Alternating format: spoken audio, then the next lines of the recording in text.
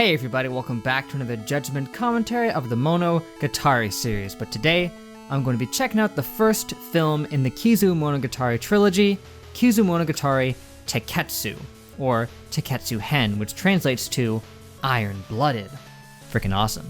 But last time, I finished off Bakemonogatari with episode 15, and what an epic way to finish it off that was, because there were some important things we learned after the cat and Araragi were having their discussion about the source of Tsubasa's stress, which turned out to be Araragi and the crush that she had on him.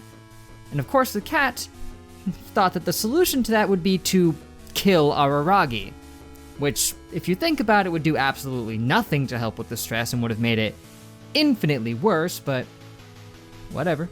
And then, as the cat was trying to kill Araragi, he decided to just give up and let her kill him, believing that this was what he needed to do, which, that's a bit of a recurring theme with him, because throughout his entire journey so far, he's done that a lot. He's been willing to throw his life aside for the sake of helping them, and the realization came out of that he was so willing to do that because he had no will to live. He didn't mind dying. He was perfectly content with just being dead if it meant helping them. But now, he came to an even more important realization that he does have a reason to live. Senjugahara and all of the friends he's made along the way, helping them out. If he were to die, they would miss him. It would mess them up, especially with Senjugahara. So now, with a reason to live, he called out for Shinobu to help him, because before he wasn't even willing to call out for her to help, he was just going to accept his fate. But once he did call out for Shinobu, well, she rose right out of his shadow, because apparently I guess she was just hiding in there that entire time, and frickin' did some epic flippy-doos and drop-kicked the cat straight into that one of those frickin' light things, and it was totally awesome. So yeah, poor Araragi. He was pretty much suicidal this entire time, and you could have picked up on that, but now he knows that he has a reason to live, especially in this case, because if he were to be killed by the cat, he knows for a fact that Senjugahara would have killed Tsubasa. Similar with what happened during the monkey's paw arc, where again he was going to let himself get killed. And the only thing that shook him awake from that was the fact that Senjugahara would kill anybody who ever killed him. But enough about that. Back to Kizumonogatari. The funny thing about this is that the films were released throughout 2016 and early 2017, which was at the end of the Monogatari series, right near the end. And yet I'm reacting to it after Bakemonogatari, but that's because it actually takes place chronologically next after it and was supposed to be made following it, but there were some production issues because of the fact that it was a movie.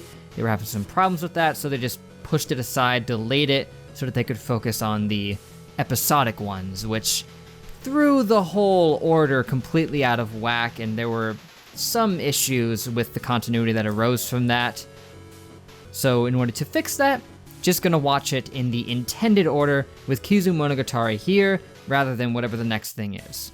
Because pretty much everybody is cool with watching the intended chronological order rather than the release order, because the release order was only the way it was because of production issues. Otherwise, Kizumonogatari, all three of the movies, would have come out next, and this would have been the order. But, you know, for one reason or another, that's just not how it happened. But that's enough talk. Let's just get into the first movie. It's only about an hour long, so not too bad, and they only get to being about, you know, an hour and a half for the third one, so shouldn't be too much of a strain to get these produced, but anyway, I keep rambling on. Let's just get started. Well, folks, that was the first Kizumonogatari movie. Fan-frickin-tastic, man. Animation was exquisite. They conveyed a lot of different stuff through the depictions of it. You know, specifically what's coming to mind is Araragi running away in the train station, man, in the subway. And just how, you know, blurry and stuff he was animated. Looked so frantic and crazed. And yet, despite all that, once he got away, he calmed down a bit and was like, nah, gotta help her out. He just couldn't walk away. He was ready to die, because once again, Araragi was just lacking a lot of that will to live. His drive to survive made him run away, but turned tail and walked right back in. Not many people will just do that. Now I'm wondering, what exactly made him walk all the way up those stairs and look up into the light?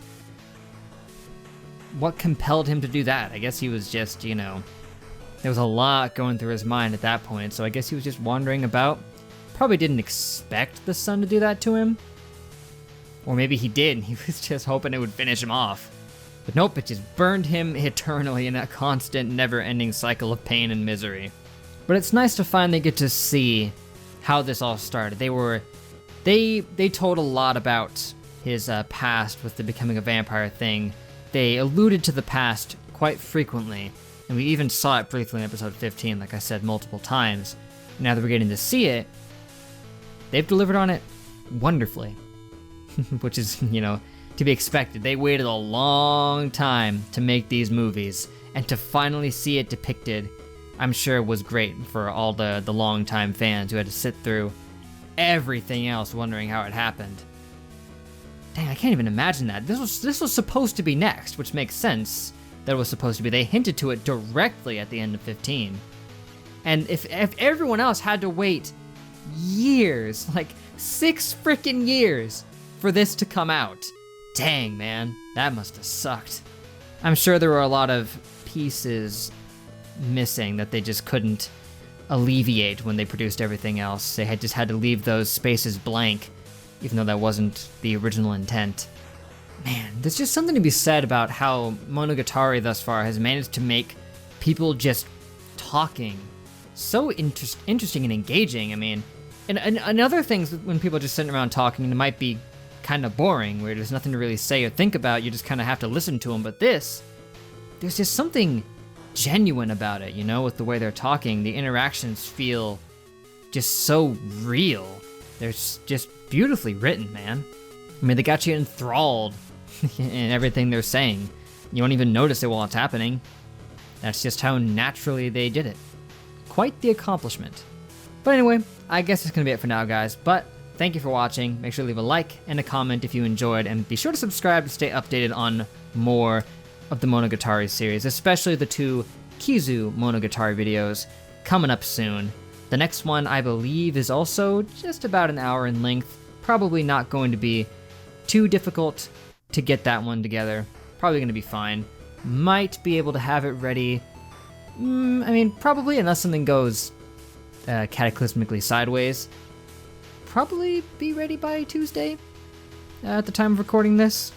Probably this one should be up by at the time of recording on Sunday.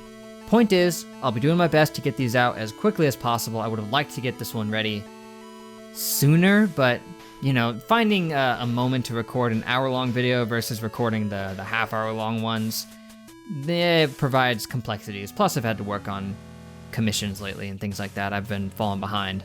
But all that's beside the point. The point is, this was a friggin' awesome movie.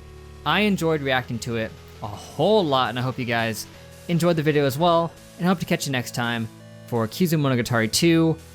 Hot-Blooded, I think, was the next one. Can't wait. So, till we meet again, I will see you guys later.